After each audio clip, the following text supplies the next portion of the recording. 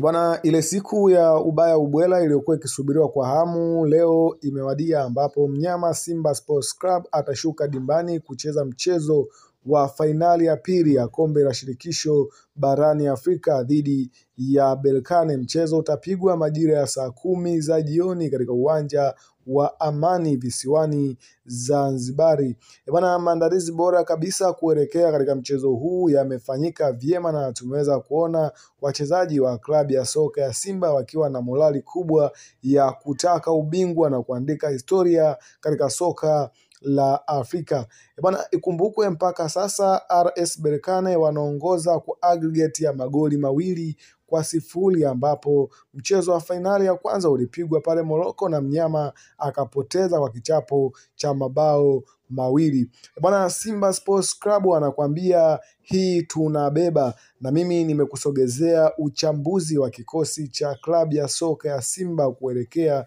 katika mchezo huu mkubwa wa leo, mchezo wa fainali ya kombe la shirikisho. Bwana, kama kawaida golini amesimama Pimpin Kamara, golikipa nambari 1 wa klabu ya soka ya Simba, ambaye amekuwa na uzoefu mkubwa, lakini pia ameiongoza Simba mpaka hapa ilipofikia katika hatua ya fainali. Japokuwa amekuwa na mapungufu, lakini mapungufu mengi huanza katika safu yake ya ulinzi, nikimaanisha kwamba safu yake ya ulinzi kuna wakati inakuwa haijipangi vyema kuhakikisha wanamlinda golikipa wao, lakini katika mchezo wa leo wanahitaji kuwa makini na kuweza kutulia kwa ajili ya kutengeneza ulinzi thabiti kwa ajili ya kuhakikisha RS Berkane hawapati nafasi yoyote ya kufunga goli katika mchezo wa leo. Na ukitazama safu ya ulinzi leo, kocha Fadlu Davis ameamua kubadilisha moja kati ya beki na kumwanzisha Chemalon Fondo, ambapo tumeona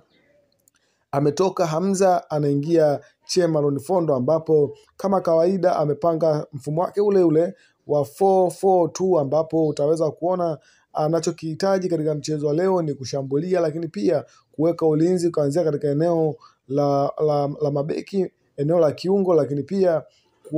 kuweka mashambulizi katika eneo la kushambulia. Ukitazama eneo la mabeki kuna Shomari Kapombe, Mohamed Hussein, Chemalon Fondo pamoja na Chamo Karabonye. Chamo Karabonye ni nyota ambaye amekuwa akifanya vyema katika eneo hili na tumeweza kuona akiwa na performance bora kabisa katika michezo hii ya kombe la shirikisho barani Afrika. Ukitazama katika mchezo wa leo katika eneo la kiungo, kocha ameamua kumwanzisha Jean Charles Ahoua, lakini pia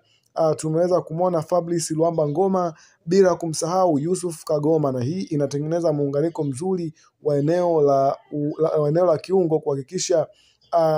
RS Berkane hawafanikiwi kutawala eneo hili. Na moja kati ya kazi ambayo amepewa siku ya leo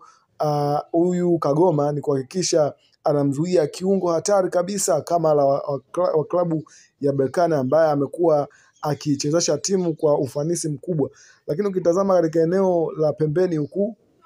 kuna Kibu Denis Prosper, lakini pia ukitazama upande wa juu kuna Elia Mpanzu, na katikati amesimama Steven Dese Mukwala. Kocha ameamua kuanza na Mukwala katika mchezo wa leo kuhakikisha nafasi itakayopatikana basi anatengeneza goli, lakini timu ya klabu ya soka ya Simba inatakiwa kujipanga na kuhakikisha haishambulii kwa pressure, kitu ambacho itafanya klabu hiyo iweze kupata madhara makubwa, labda kuweza kufungwa ama kuweza kuruhusu Berkane wakapata goli katika mchezo wa leo dhidi ya Simba. Na kama Berkane atafanikiwa kupata goli, basi mchezo utakuwa ni mgumu, hivyo mabeki wa pembeni wa klabu ya soka ya Simba hawatakuwa na nafasi ya kupanda juu mara kwa mara, isipokuwa wanatakiwa kuungana na kutengeneza nafasi moja ya ulinzi ambayo ni kulinda lango lao, lakini pia hawa washambuliaji wanahitaji kuwa aggressive kwa ajili ya kuhakikisha wanatengeneza magoli zaidi ya 3.